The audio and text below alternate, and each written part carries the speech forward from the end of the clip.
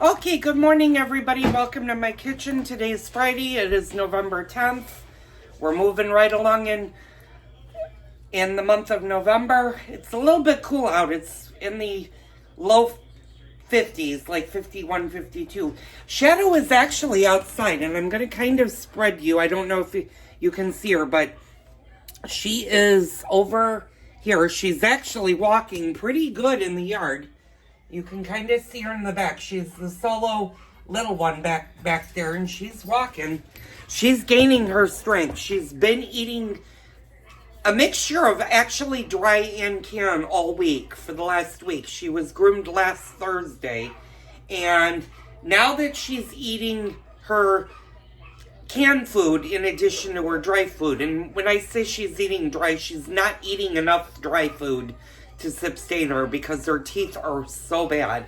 But she is eating her canned food, and it's giving her more energy to get up and move and stuff. And she's walking much better right now. So I'm very happy with her progress. And thank you to all of you guys who have left me comments wondering how she's doing or mentioning. She's doing better. She's an old lady. My vet is figuring she's got to be at least 10 to 15, between 10 and 15 years old. Unfortunately, when I adopted her, she wasn't a puppy, and it's very hard for shelter dogs to have, unless they know the exact date of their birth, it's very hard for them to estimate how old they are. They usually try to give you a good window of it, but where the place I got her from said she's about 10 years old. Well, when I got her, she was 4 years old. I've had her 6 years, so that makes her 10. But my vet said, based on the fact that she has severe gum disease, she's arthritic, she has cataracts, she said she's a lot older than that, and she estimated she's got to be closing in between 12 and 14 years would be a better estimate. So she's on canned food, and if you're wondering what kind of canned food that the mouthpiece and she eats, I use the Merrick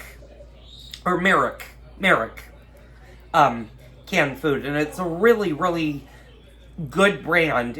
It's very expensive. It's almost I think I pay $4.89 per can. Although I'm a Petco discount member, so I get a percentage off of it, and the more cans I get, the more free cans I get. So yeah, they eat that and they enjoy that. So you guys are currently seeing the Friendsgiving series. That'll wrap up on Saturday. I have no real cooks coming up this coming week, and the reason I don't is I have a lot of leftovers. And for the Thanksgiving holiday, y'all know by now I am not going to be cooking. We're going to be going to my son and girlfriend's house for Thanksgiving, although I am going to be teaching her how to make the Thanksgiving Day holiday. So I thought I'd address a couple of things for your Thanksgiving, and that's, I'm not going to call anybody out, I'm going to be polite, but what happens if you are volunteered and don't know how to cook?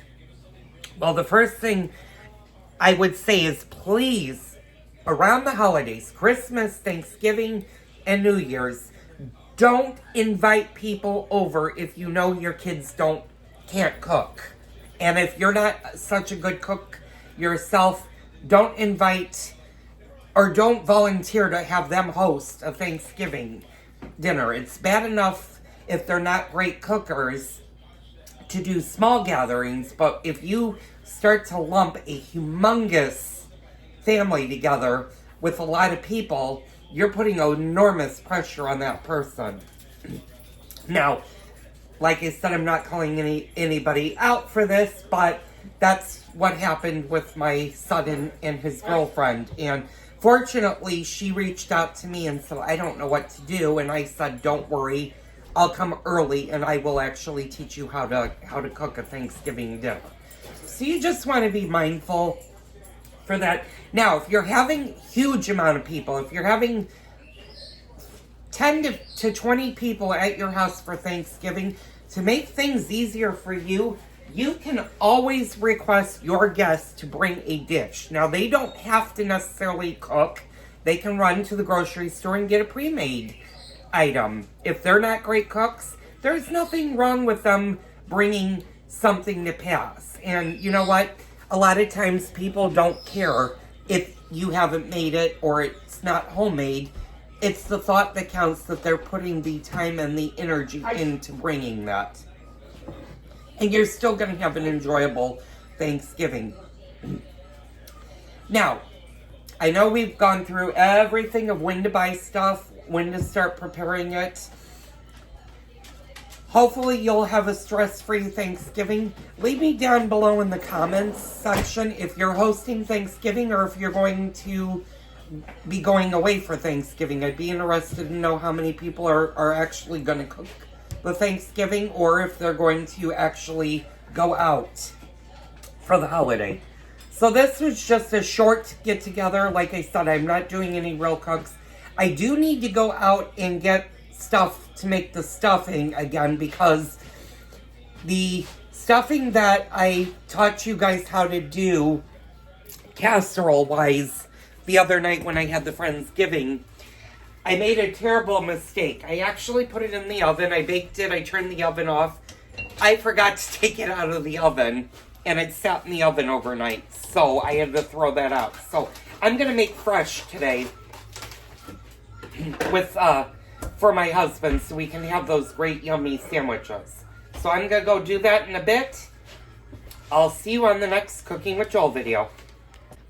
Okay, hi all. Welcome to my kitchen. Today is still Friday. It's November 10th. The other day when I made the casserole stuffing, I left it in the oven and I kind of forgot about it. Fortunately, I didn't have the oven on, but I totally forgot that it was in the oven until the next day and I had to throw it away. So I am whipping up another stuffing that's not going to be in the bird. This is just going to be a casserole. And I'm just chopping my celery. And it's the same principle. Sometimes, sometimes life happens and the next thing you know, you forget that you had stuffing in. So if you do run out of stuffing and need to make more, just go out and get another package of stuffing. Fortunately, the grocery stores are loaded with their stuffing. Now, I'm not going to do a great big casserole, and I only might use one bag because I don't have a lot of turkey left, but I'm just chopping my celery, and I'm going to put that off to the side. You might also watch me look out the front door, and that's just because I have my little pop-up pantry going today for people. I have some asparagus and bread that I'm being donated today. But I'm also doing the Toys for Tots, as well as I'm collecting canned goods for the pantry and the toys for both the Toys for Tots as well as the Pantry Foundation for Christmas time. So if I look out the window or the door, you'll know why I have people coming to pick up bread. So if you have forgotten or need extra stuffing, you can make it anytime throughout the day. We like it on our sandwiches, so we don't like it hot. So I'm going to get it started cooking, allowing it to fully cool down before I put it in the oven. And again, what you're going to want to do is you're going to want to make sure you have chicken stock on hand, and this might be enough. And you want just a little bit of butter to put on top of your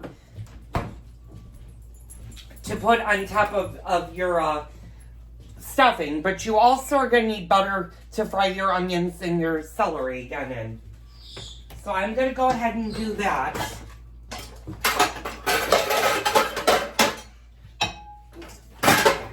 Of course, I took a very kind of dirty pans, so I'm just going to give this a good wipe out first. Okay, so. And you always want to do your onions first before you add your celery. The celery doesn't take too long to soften.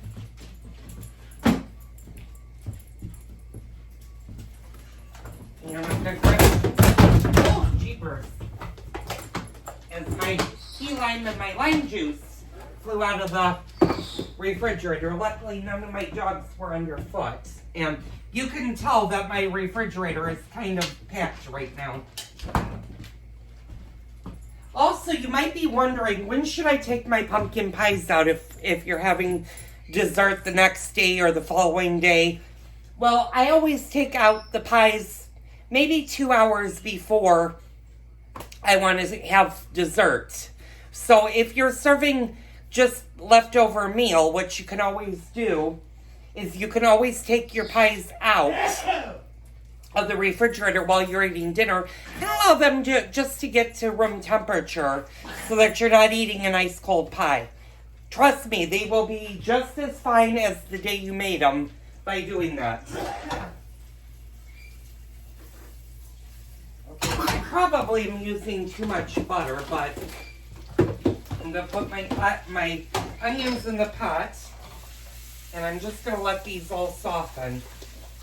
And I knew I forgot to buy something from Joel that I've got to go back for later on tonight. And I have to, unfortunately, my nails took a tremendous hit this week. So this one, my middle finger, is already starting to chip. You can see that. So I have an appointment to get my nails redone today. So I'm just adding my celery to my onion mixture. And like I said, it does not take too long to sweat these. Yeah, now I'm going to get... You know, I'm actually going to use the spoon this time because there's not too much to do. And you just want to cook this down a little bit. It takes about maybe 10 to 15 minutes to do this for the stuffing. And I'm just going to get, you might notice things are different. Like today I'm going to just use the plastic bowl because, like I said, I'm not making as much stuffing as I did the day that I did it in the bird. I'm just going to take a package of my onion and sage. And that was another thing I forgot to buy is sage. So always make a list when you go to the grocery store because you'll end up like me and you'll be like, oh my God, what did I forget? And then you'll remember, you'll be like, oh my God, I forgot to buy this. I forgot to buy that.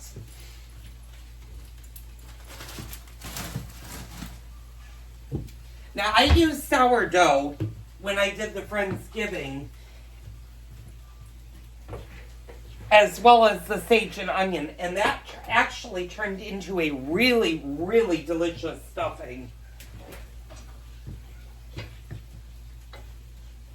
And you can definitely mix breads.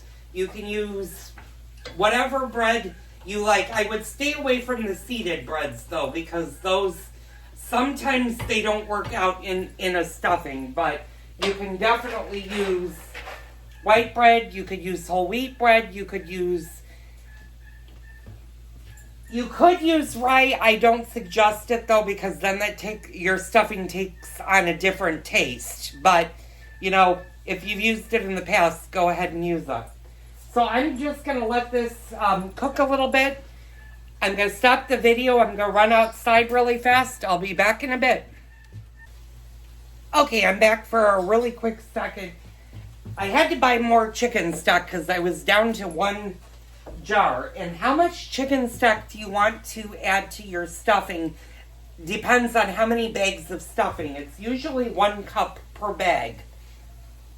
Now, if you're adding dry bread to your stuffing mixture, you're going to use a little bit more. So you want to figure if, and especially if your turkeys are really big, if they're over 22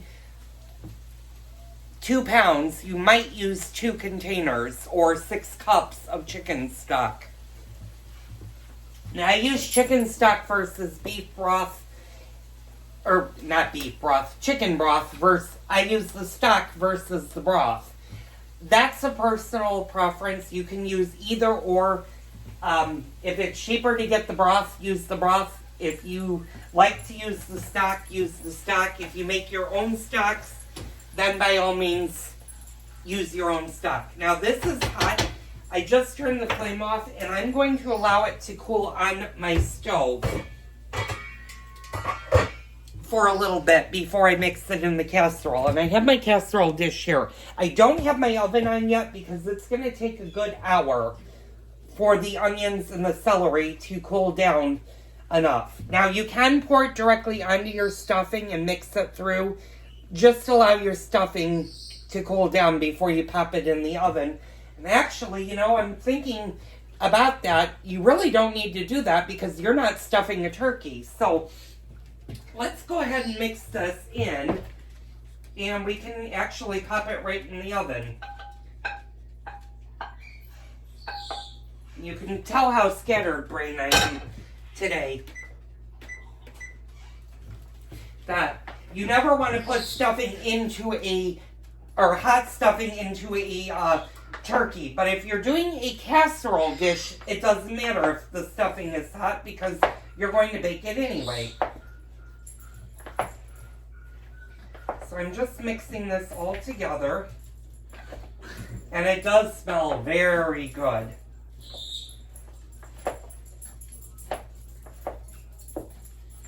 Now, do you need to grease your baking sheet? I don't think it really matters if you grease it or not. But what you are going to want to do is you are going to want to make sure that you cover your stuffing with aluminum foil because you don't want it to burn. And you can add little pats of butter on top so that while it's baking, it's slowly going into your stuffing mixture. And just pour a little bit more of a stock or a broth over your casserole. Now you don't have to go too crazy because you don't want your stuffing to be swimming in liquid. And what you're going to do is you're just going to bake this for about 35 minutes. Sorry, Icy, I know that was your paw I just stepped on. You're just going to want to bake it until the stuffing is thoroughly heated through. And then, depending on if you're going to use it for sandwiches, let it fully cool down before you put it in the refrigerator. And that's your stuffing. So I'm just going to... And you want to loosely cover it. Make sure, I think, I might have done a video. You probably haven't seen it yet. Or by the time you see this, you probably have seen it. It's probably part 6 of the Friendsgiving.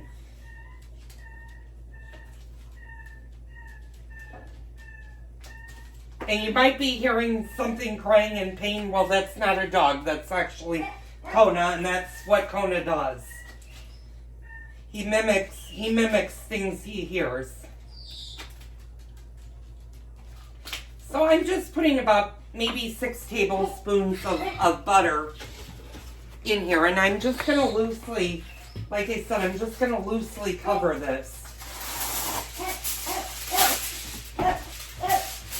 And keep in mind when you do your Thanksgiving stuffing, if you're going to put it into the bird, stuffing swells while it's cooking, and you want it to swell, but you also want to give it enough room in the bird to do the swelling. So that's why every recipe you'll ever see for a stuffed turkey says don't overstuff or don't pack your bird's cavity, because you need to give it room to expand. So that's all ready to go. As soon as my oven comes in, we're just going to throw it in for about 35-40 minutes. Now, if you want a little bit crispier of a stuffing or a little bit crusty on top, You can take the foil off for the last 5 minutes and just let it heat through, but other than that, enjoy it. And that was our stuffing casserole. So thank you for tuning in. Tune in tomorrow for another Cooking with Joel video.